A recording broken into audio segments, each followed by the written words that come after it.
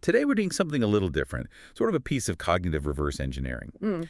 Our mission is to really unpack the internal architecture of what seems to be a revolutionary deep learning platform. Its creators call it the cognitive gym. Which is a great name for it. It really is.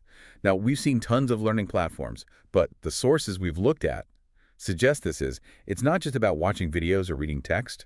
The claim is that it delivers a structural upgrade for your brain. Yeah, and to really get why that upgrade is so necessary, we have to start where they did. Okay. Which is with the acknowledged failure of most traditional learning. They're tackling what they call the systemic problem of fragile, inert basic learning. That phrase, fragile, inert, Yeah. it just hits home. It's so accurate. We all know the fragility part. Oh, yeah. You cram for a big presentation, a final exam, whatever it is. You might even get a 95%. You feel great. And then 2 months later, poof, it's just gone. It's completely evaporated because it was never truly encoded. It was just sitting in your working memory, which is like a temporary file. Right. But the inert part, I mean, that's maybe even more damaging, especially in a professional context. Inert knowledge is stuff you technically know. You can define the terms on a test. But you can't use it. You can't use it. When you're facing a messy real-world problem, like a complex negotiation or a strategy pivot, that knowledge just stays locked away. It's completely useless. So it's theory that never gets translated into action. If it just sits on a shelf in your brain and you can't deploy it under pressure, then, well, what good is it? It's no good at all. And their core argument, which I find fascinating, is that this is a structural failure. It's a problem with the method, not with you, the learner. That's a huge distinction. It is. The whole system of just consuming content and then doing some superficial recall test, it's just broken if the goal is actual lasting capability. Okay, so if that's the problem they've diagnosed, what's the promise? How do they actually fix that structural flaw? The promise is to build what they call an architecture of mastery. It's about moving you past just being competent and into a state of really profound, lasting, deep learning, the kind that literally revises your cognitive system. And the long-term payoff, this is the really exciting part, is what they call a compounding cognitive advantage. A compounding cognitive advantage. So you're saying that every subject you master on this platform makes you faster and better at learning the next thing you tackle. Measurably and systematically faster. It's a meta skill. You're learning how to learn at an expert level. The ultimate force multiplier. It really is. And our sources show this entire thing is built on 3 very solid pillars. They've synthesized research from completely different fields into one unified system. Okay, let's lay those out. I think the pillars themselves say a lot about the rigor here. For sure. So, pillar 1 is the deep scientific engine. We're talking Nobel Prize-winning cognitive science. They lean really heavily on Herbert Simon's work on expertise, but also on like 30 other major studies in memory science, educational psychology. It's the biomechanics of how your brain actually learns. And pillar 2 takes that science and grounds it in a real-world strategy. Exactly. They draw from the PISA-winning Finnish education system. And we know Finland's model is famous for prioritizing deep understanding over, just shallow coverage of facts. They don't teach you to the test. They teach for genuine problem solving. And then pillar 3 is the tech that makes it all work. It's cutting-edge adaptive AI. But, and this is important, the AI isn't just a content delivery system. What does it do? It's there to enforce the rigorous, science-backed process. It provides the personalized feedback you need to target your specific weaknesses, your performance bottlenecks. Okay, so let's really dig into that scientific bedrock. You said they have a non-negotiable definition of success, which is mastery. What are the core philosophies behind every single interaction on the platform? There are 2 main pillars here, and they are non-negotiable. The first one operationalizes the work of Herbert Simon and Anders Ericsson. It's the principle of deliberate practice and chunking. Deliberate practice, not just any practice. Not at all. The message is almost brutally efficient. Mastery doesn't come from time spent. It comes from targeted, focused effort on your specific weaknesses. You have to practice where you fail, not just rehearse what you already know. Exactly. Yeah. Which is the opposite of what most of us do. We like to do the things we're good at. And the goal of all that high-friction practice is a process called chunking. Chunking. Yeah, it's the cognitive process of compressing a ton of complex information, like a whole strategic framework or a set of actions, into a single recognizable pattern, a chunk. Can you give us a concrete example of that? What does that feel like? Okay, think of a chess grandmaster. They don't look at a board and see 32 separate pieces and then calculate millions of moves one by one. They glance at the board and they instantly recognize a pattern.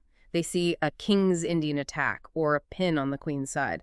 That entire configuration is one chunk, and it immediately triggers a whole set of optimal responses. So it's pattern recognition on a massive scale. It is. And in business, a leader doesn't see 14 different market data points. They see the whole situation and chunk it as a disruptive entry scenario, which cues their entire playbook. That's expert intuition. It's lightning fast. Okay, so that solves the speed problem, moving past slow analysis. But that doesn't fully fix the problem of inert knowledge. What's the second pillar that makes sure the knowledge is actually usable? That would be meaning as use. This comes from the philosopher Ludwig Wittgenstein. And it's a really profound shift in how you think about assessment. The platform believes that you only truly understand something if you can successfully deploy it in a relevant simulated context. A language game, as Wittgenstein would call it. Exactly. So if you can write a perfect definition of strategic risk mitigation, but then in a simulated crisis, you freeze up. The system says you do not understand it. The knowledge is still inert. Absolutely. The whole system is engineered to force you to translate that abstract theory into what they call conditional policies. Conditional policies. Think of them as complex if-then rules in your brain. The system is constantly asking not, can you define this, but what specific action do you take when you're faced with this scenario? So the goal is to build a huge library of these ready-to-fire if-then rules for your domain. That's the whole game. And that's the job of the scientific engine, which they call deep learning. And we have to be clear, this is cognitive deep learning, not at the AI term. Right, a different thing. It's the active, high-effort, often uncomfortable process of building real connections in your brain. It requires what they brilliantly call beneficial friction. Beneficial friction. I love that. The idea that the struggle isn't a bug in the system, it's the main feature. It is the feature. The struggle is the signal that your brain is doing serious work. That effort is forcing real structural changes in your neural pathways. It's moving knowledge from that temporary file to the brain's permanent, long-term archive. Building connections that are designed to last for years, not just until Friday's test. Precisely. And to make sure you're actually doing that hard work, there's the mastery standard. This is the gatekeeper. Okay, what is it? To move from any unit to the next a chapter, subchapter, whatever, you have to pass a comprehensive exam with a non-negotiable score of 90% or higher. 90%. Wow. Yeah. That feels like a really high bar for something complex, like strategic leadership. Why so rigid? Because the science shows that anything less than 90% usually means there are still gaps in your foundational knowledge, or more importantly, flaws in how you apply it. Hitting 90% on a test that requires application proves the knowledge has become a set of those deployable conditional policies. And if you fail? You don't get punished. It's just a feedback loop. You're structurally sort of compelled to go back to the practice phase. So it's not punitive. Not at all. The failure just naturally points you back to the pool of learning tasks for that unit. It makes you engage with the more challenging stuff until you're actually ready. You can't build a strong second floor on a weak foundation. Okay, so we've got a system that is demanding, it requires this beneficial friction, and you've got this non-negotiable 90% score. That sounds like a recipe for burnout. How do they engineer motivation to keep people going? This is where it gets really clever. They pivot from pure cognitive science to motivational psychology, specifically self-determination theory, or SDT. SDT, okay. It's a really robust theory that basically says deep intrinsic motivation, the kind that lasts, only happens when 3 psychological needs are met: competence, relatedness, and autonomy. The whole platform is designed around satisfying those 3 needs. Let's start with competence. I imagine hitting that 90% score feels pretty good. It feels great. Competence is that feeling of being effective. And you foster it by tackling tasks that are optimally challenging. They have to be hard enough to make you grow, but not so hard they're impossible. Nailing that 90% is the ultimate proof, but it's also reinforced by instant, detailed, diagnostic feedback on every single task. What do you mean by diagnostic feedback? Most systems just say correct or incorrect. This goes way deeper. If you get part of a task wrong, say, you're explaining a concept, it doesn't just say nope. It diagnoses why your mental model broke. Did you confuse cause and effect? Did you miss a critical nuance? It gives you measurable proof that your effort is leading to real, specific growth. So you can't just fool yourself into thinking you get it. You're confronted with the objective data. You are, which is incredibly motivating. Now, for relatedness, they solved this by engineering an authoritative presence. The AI isn't just some generic Siri voice. Right. It's designed with the consistent persona, voice, and tone of a world-class expert. Think a global business leader or a top Finnish educator. So it feels less like you're using software and more like you're being coached by an elite mentor. Exactly. It fosters what's called a parasocial relationship. When you feel like you're being guided by a trusted authority, you're much more open to getting that tough feedback. You're actually motivated to meet the high standards they set. Okay, and that brings us to the third one, autonomy. This feels like the trickiest one. With a 90% threshold, how do you maintain a learner's sense of control? This is the genius of the Finnish model. Choice with accountability. And this is the single biggest difference between this platform and pretty much every other adaptive learning system out there. How so? What do other systems do? Most of them track your proficiency, and then an algorithm auto-assigns your next task. It pushes you down what it thinks is the most efficient path. It takes away your choice. Completely. This platform explicitly does not do that. Preserving your sense of volition, of being in the driver's seat, is absolutely central to their philosophy. So the system gives you the options, but you choose your own path. That's it. Within the current unit you're working on, you can freely choose from all of the 100 research-defined deep learning tasks. They range from easier to harder, and you decide when to ramp up the difficulty. You control the flow. Okay, I get the motivation part of that. Yeah. Here's the question. What stops someone, a human being, from just picking the 10 easiest tasks over and over again and avoiding all that beneficial friction you talked about? That is the perfect question. And the answer is the elegance of the accountability loop. If you only choose the easy tasks, a couple of things happen. First, you just run out of them for that unit. Okay. But the real check, the critical mechanism, is that 90% mastery exam. Which requires deep, synthesized understanding. Exactly. The exam is designed so that it's impossible to pass if you've only been doing the surface level work. You can only pass it if you've done the harder, high-friction tasks that build real understanding. So if you only do the easy stuff, you will inevitably fail the exam. So the system trusts your choice, but reality enforces the rigor. The rigor is baked in. And when you fail, the AI doesn't take over. It just, it gently redirects you back to the pool of 100 tasks. The failure is an implicit signal that says, hey, your performance shows you need more practice with the deeper concepts, but you still get to choose which one to do next. Autonomy is preserved, but the path always leads towards mastery. All right, this is the engine room, the cognitive gym workout itself. Up to 100 unique tasks per concept. And we should stress again, these are not multiple choice quizzes. Not even close. The sources call them active cognitive maneuvers. They're designed for deliberate practice. The high friction requirement. That is their defining feature. These are all acts of creation, synthesis, application, explanation. Never just simple recognition. You're always generating, not just consuming. Okay, so let's break down how these maneuvers actually work, starting with the ones focused on memory encoding and conceptual locking. Right. So the core science here is the generation effect. The big finding is simple. Information you actively create yourself is way more durable than stuff you just read or hear. So give me an example. How do the tasks force you to generate something? Okay, a great one is the 3 headlines task.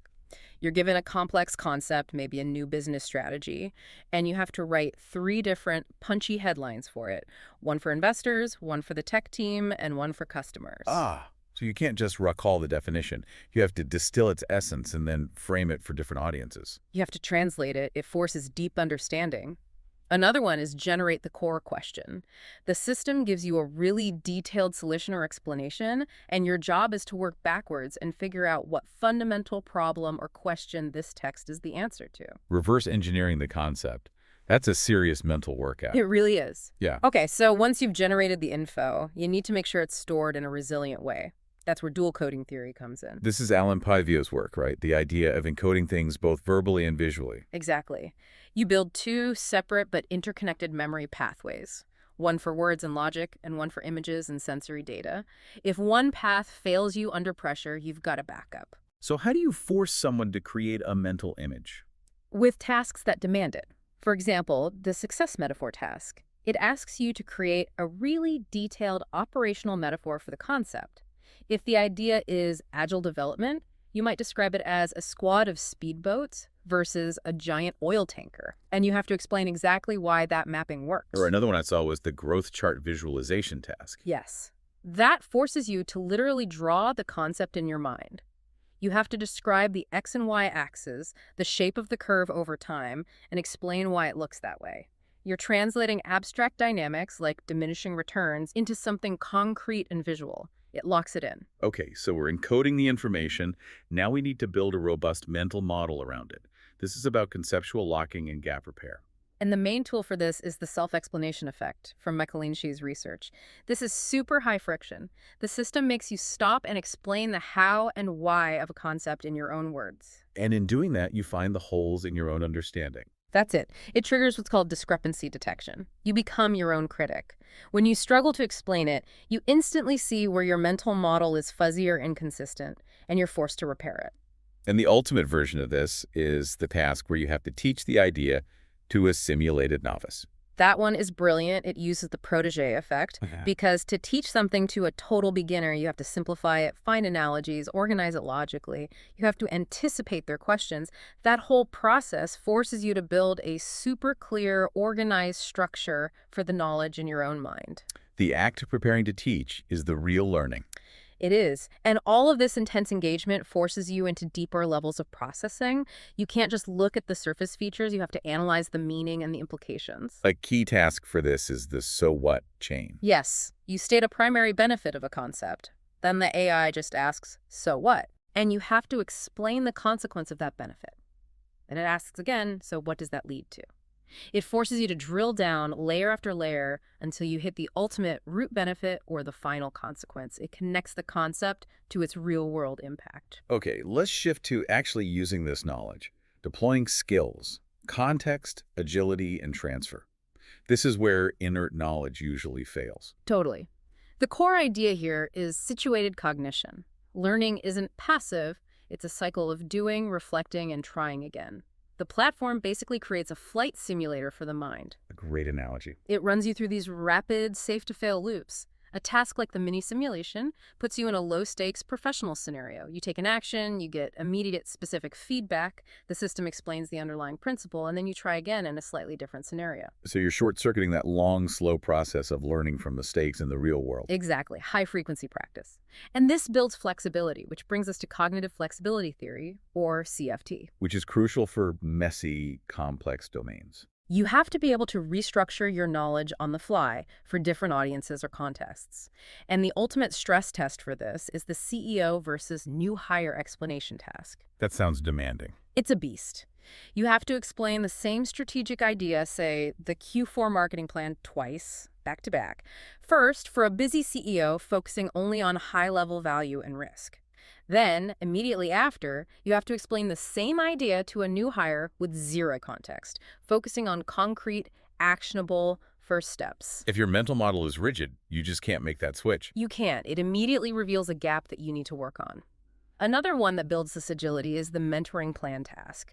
You have to design a step-by-step plan to mentor a junior colleague on the topic. The act of structuring it for someone else solidifies it for you. Okay, now we're at the top tier of the workout. The expert level, maneuvers for strategic foresight and judgment. We start here with analogical reasoning. This is the core of innovation. It's the ability to spot deep structural similarities between things that look totally different on the surface. Like realizing a hospital's emergency room and a Formula One pit crew operate on the same principles of efficiency and clear roles. Perfect example. So a task like the FAR Transfer Challenge will ask you to take a core business principle, like a concept from the Toyota production system, and apply it to a completely unrelated field, like running a political campaign or managing your personal finances. It forces your brain to look for those deep patterns. It trains that mental muscle. And then the final set of maneuvers trains your brain to look into the future. It's called perspective thinking. Mentally simulating the future. Yes. It's about pre-writing your conditional policies, getting your if-then rules ready for tomorrow's challenges. And the most powerful way to do that is to proactively simulate failure. The pre-mortem challenge. Right. You have to imagine your project has already failed 6 months from now. And then you write the report explaining exactly why it failed, what went wrong. This allows you to spot risks and fix them before you even start. You practice failing in a safe space to make the real thing more resilient. And to complement that, there's the future simulation task. You predict the best possible outcome in a year if you master this concept, and then you have to list the first 3 concrete steps you need to take today to get there. It connects learning to immediate, proactive action. And finally, to wrap up the workout, there's the development of evaluative judgment. EJ, this is about internalizing the standards of excellence. It's about just knowing what great looks like without needing a rubric. How do you train that? With tasks like Criteria Setter, where you have to define the objective, measurable criteria for success on a project, and even better is the good versus great test. Okay. It asks you to explain the subtle, often invisible difference between a good application of a skill and a truly great world-class application. It sharpens your internal quality meter so you can self-correct towards real expertise. We've just gone through this incredibly intense workout, the sheer demand of these maneuvers. Let's talk about the final result. What is the long-term structural payoff here? The payoff is the meta skill. It's achieving a compounding cognitive advantage for life. And this happens through a permanent restructuring of how you learn, which happens in 2 phases. The first being structural revision. Yes. After doing hundreds of these high-friction tasks, the best learning strategies, things like self-explanation, analogical reasoning, they become second nature. You're forced to use them with perfect form over and over again. You literally stop using passive, ineffective strategies because the system doesn't reward them. So you master the process of learning itself, almost as a side effect of mastering the content. Which leads directly to the second phase, procedural automation. This is the magic moment when these complex cognitive skills go from being conscious, effortful things you have to remember to do Declarative knowledge. to becoming automatic, subconscious procedural policies. Like learning to drive a car. At first, you're thinking about every single step. Clutch, gear, gas. After a while, it just happens. It's the perfect analogy. These complex mental moves, doing a premortem, finding a metaphor, they become mental muscle memory. You stop wasting energy thinking about how to learn. And once that learning machinery is automated, you get the accelerated mastery meta skill. That's it. When you start your next subject, you get to bypass all that initial friction of, how do I study this? You're not wrestling with how to organize the information or how to connect it. Which means you can apply, basically 100% of your brain power directly to the new content. Yes. And that creates the compounding effect. Each new subject is mastered faster and deeper than the one before. You are structurally decreasing the time it takes you to become an expert in any new field for life. It's an investment in your own cognitive bandwidth.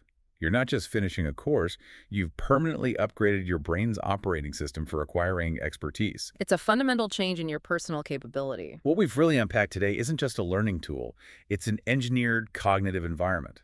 A genuine cognitive gym designed to completely transform your relationship with knowledge. It turns that hard, effortful practice, the beneficial friction, into the fuel for guaranteed, durable expertise. The whole focus shifts from just collecting facts to actually upgrading the cognitive machinery that acquires them. Exactly.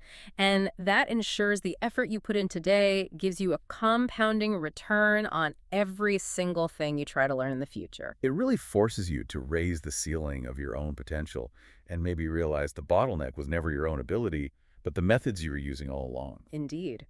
So if you knew that every complex subject you mastered on this platform, whether it was decoding venture capitalists or mastering organizational politics, guaranteed you'd be faster and more effective at mastering the next one, structurally accelerating your path to expertise, what ambitious, complex skill, what difficult subject would you finally decide to tackle? The knowledge of how to master anything changes the entire game.